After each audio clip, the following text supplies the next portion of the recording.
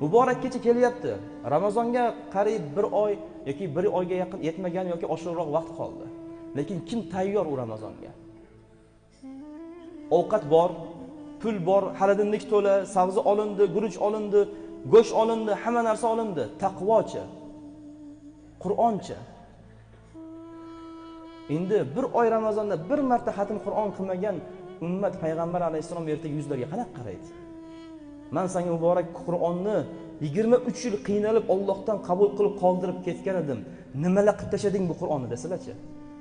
Nima qilding bu Qur'onni? Qanaqa holatga solib qo'yding deb so'rasalarchi? Orzular ko'p, havaslar ko'p, lekin o'zimizni shundoq ichimizni qarasak, odam uyalib ketadi. Bir kun ishxonasiga bormagan odam tasavvur qila olmaydi ishxonasiga bormasligini. Haqiqatda borish kerak. Lekin bir kun Qur'onga qaramagan odamni xotirjam tasavvur qila olamiz. Aytayapmiz-ku, telefoniga bir kun qaramagan odam defitsit hisoblanadi. Kamyob u, yo'q hisoblanadi.